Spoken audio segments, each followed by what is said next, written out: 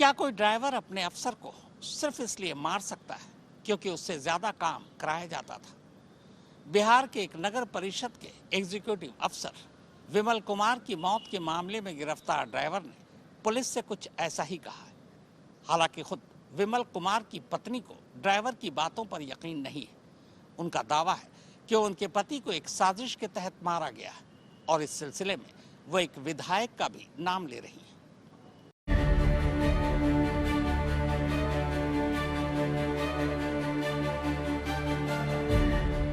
बिहार के डेहरी डालमिया नगर विकास परिषद के एग्जीक्यूटिव ऑफिसर यानी ईओ की हत्या का मामला थोड़ा और उलझ गया है। पुलिस ने बेशक इस सिलसिले में अब तक सिर्फ ईओ विमल कुमार के ड्राइवर मिथिलेश को ही गिरफ्तार किया हो, लेकिन पोस्टमार्टम रिपोर्ट में उनके साथ जैसी बर्बरता की बात सामने आई है, उसे देखकर ये शक है कि शायद इस वारदात को अंजाम देने वाले कातिल और ज्यादा हो सकते हैं। अगर ऐसा होता है तो फिर ड्राइवर के गुस्से वाली थ्योरी भी सवालों के घेरे में आ जाती है।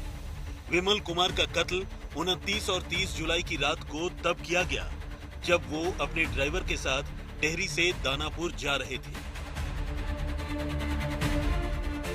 फिलहाल शव की हालत देखकर उनका पोस्टमार्टम करने वाले डॉक्टर भी हैरान हैं।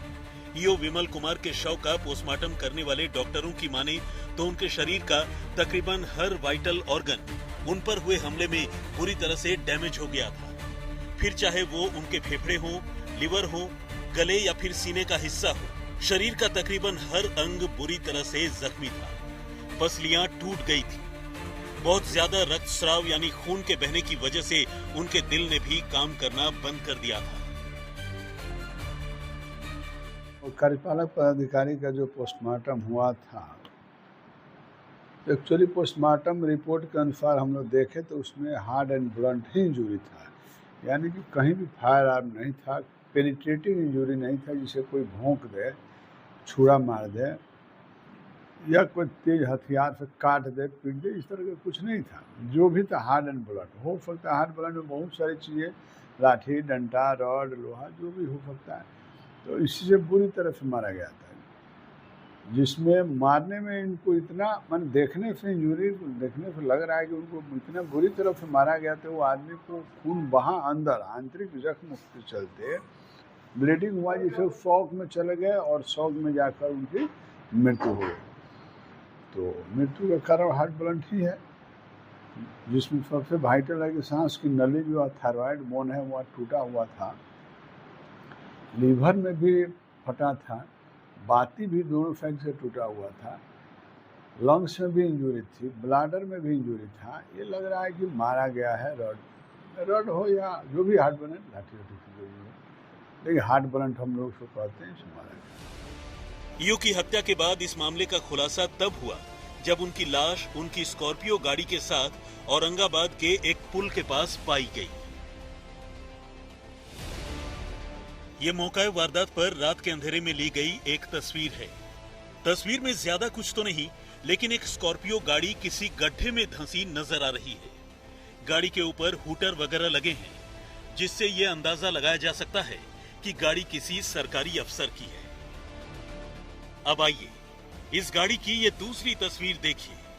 ये तस्वीर दिन के उजाले की है और इस वक्त इस तस्वीर में गाड़ी के इर्द गिर्द पुलिस का पूरा लवाजमा मौजूद है। कहानी ये है कि शुरुआती तौर पर जो केस सड़क हादसे का लग रहा था, वो अब कत्ल के मामले में बदल चुका है और वारदात का शिकार होने वाला भी कोई मामूली आदमी नहीं, बल्कि बिहार के रोहतास जिले के डेहरी डालमिया नगर विकास परिषद के ईओ यानी एग्जीक्यूटिव ऑफिसर विमल कुमार हैं। यानी मामला हाई प्रोफाइल है। लेकिन इससे भी ज्यादा बड़ी और सनसनीखेज बात यह है कि इस कत्ल की साजिश में डेहरी के विधायक राजीव रंजन उर्फ सोनू सिंह का नाम भी जुड़ने लगा है। डेहरी डालमिया नगर विकास परिषद के ईओ विमल कुमार शनिवार यानी 29 जुलाई की रात को अपनी स्कॉर्पियो गाड़ी से डेहरी से दानापुर के लिए निकले थे। साथ में उनका ड्राइवर मिथिलेश कुमार भी था। विमल कुमार का परिवार दानापुर में रहता है, लेकिन इससे पहले कि वो दानापुर अपने घर पहुंचते, रात को औरंगाबाद जिले के इसी नहर के पास ये वारदात हो गई। रात को ही उनके ड्राइवर मिथिलेश कुमार ने पुलिस को फोन किया और गाड़ी के एक्सीडेंट होने की जानकारी दी। पुलिस जब मौका वारदात पर पहुंची तो मामला कुछ ऐसा ही लगा, क्योंकि गाड़ी नहर के गड्ढे में धंसी हुई थी। आनन फानन में पुलिस ने आसपास के लोगों की मदद से विमल कुमार को उठाकर पास के अस्पताल में लेकर गई, मगर डॉक्टरों ने उन्हें ब्रॉट डेड यानी मुर्दा करार दिया। रात को लगभग 10:30 के आसपास हम लोग को पता चला कि जो ईओ डेहरी साहब हैं वो घायल हैं।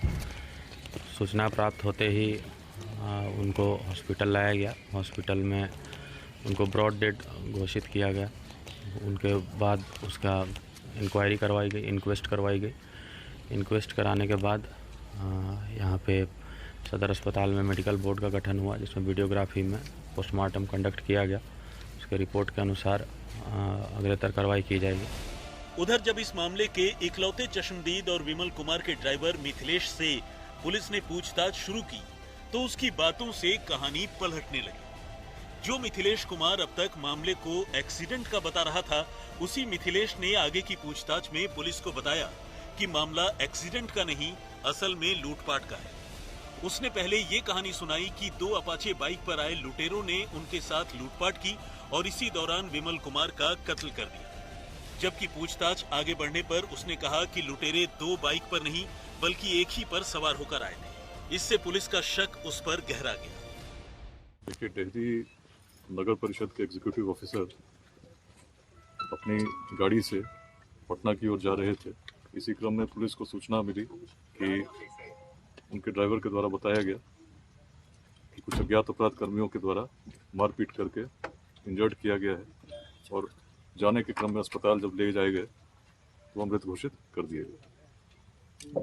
ड्राइवर से जब पूछताछ की गई तो ड्राइवर के बयान बदल रहे थे। पहले बताया गया कि 2 अपाची बाइक पर लोग आए थे, बाद में बताया कि 1 अपाची बाइक पर आए थे। और इस प्रकार से धीरे धीरे जब कहानी बदलने लगी तो पुलिस को शक हुआ। पूछताछ जब प्रारंभ हुई तो कुछ समय के बाद ड्राइवर ने स्वीकार किया कि उसने स्वयं उनकी हत्या की है। और उसके बाद उसको लगा कि बचने के लिए किस प्रकार की कहानी बनाई जाए। पहले तो उसने गाड़ी को यहाँ पर इस रूप में पार्क किया सुरक्षित, ताकि एक्सीडेंट जैसा प्रतीत हो। फिर बाद में उसे लगा कि शायद ऐसा इस कहानी में संदेह होगा, तब उसने ये अपाची वाली कहानी बना करके फ़ोन किया अपने किसी स्टाफ को, जहाँ से पुलिस को इस कहानी की जानकारी मिली। बहरहाल जब तफ्तीश और आगे बढ़ी तो इस वारदात की वजह भी सामने आ गई। पता चला कि विमल कुमार की अपने ही ड्राइवर मिथिलेश के साथ लंबे समय से अनबन चल रही थी।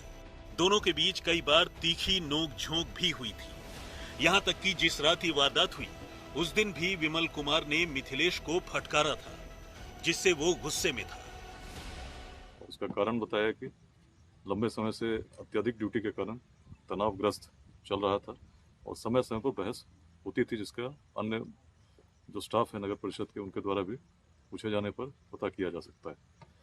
उसने ये भी बताया कि कल दिन में भी काफ़ी बहस हुई थी और उसके पश्चात रात में जब रास्ते में दोनों साथ में यात्रा कर रहे थे तो अचानक फिर किसी बात को लेकर उसका कहना है कि उसने कहा कि मुझे पेशाब करने जाना है और उसको रोका गया, कहा गया कि अभी रुकना नहीं। इसी बात को लेकर इमीडिएट तनाव हुआ और उसने गाड़ी रोकते हुए लड़ाई शुरू की। उसी में जो गाड़ी के पीछे एक रॉड रखा था, प्लम्बिंग रॉड था, उससे पहली बार गाड़ी में हिट किया। जब एग्जीक्यूटिव ऑफिसर नीचे उतरे तो फिर लगातार कई बार उसने रॉड से, जो यहाँ स्पॉट्स पे ब्लड मार्क्स मिले उसको कैसे मिले उसने बताया है।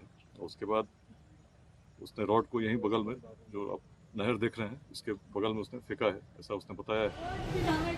लेकिन ये तो रही पुलिस की अब तक की तफ्तीश और उससे सामने आई कहानी।